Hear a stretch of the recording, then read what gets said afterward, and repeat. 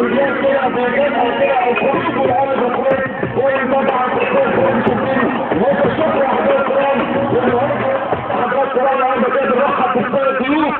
طبعا النهارده اللي وصلوا الى ارض الميدان في المنصوره وفيها كابتن ناصر خطاب والنجم الكابتن الكبير مصطفى عبده اللي طبعا كان كل الكلام الاول في نادي شبين وطبعا كلنا كده تحيه كبيره لبارك الكابتن ناصر خطاب والكل كان مسؤول عن نادي شبين الكابتن ناصر خطاب ورحب فيهم جميعا بالشوم على مجهود الرياضي في الدور الثاني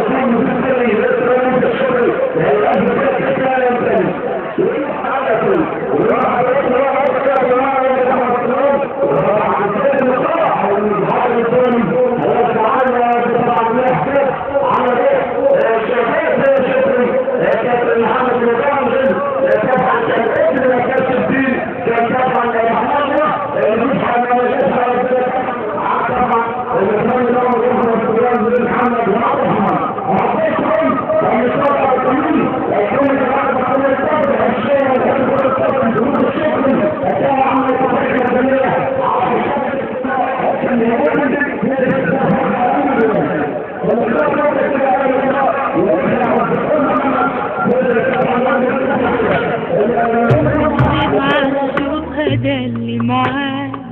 سلم على كل اللي هناك، سلم على الشهداء اللي معاك، سلم على كل اللي هناك. عمرك كان زمان الحرية لكن بلدك مش نسيان، سلم على الشهداء اللي معاك، سلم على كل اللي هناك. عمرك كان زمن الحرية لكن بلدك مش ناسيك، وشك متزوق بالطيب وامك صفرها انك حي، وحياتك بوراك اخواتك ارتاح انت وحقك جاي. وشك متزوق بالطيب وامك صفرها انك حي، وحياتك في وراك اخواتك ارتاح انت وحقك جاي، ارتاح انت وحقك جاي.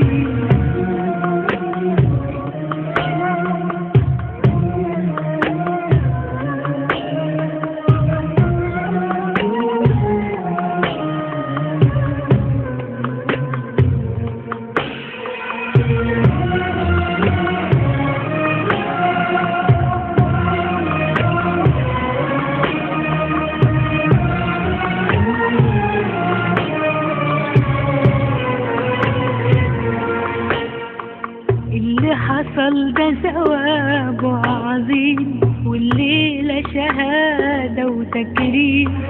اللي حصل ده ثواب عظيم والليلة شهادة وتكريم. بص على السما بتزغرط لك وملايكة بفرحك معدين، اللي حصل ده ثواب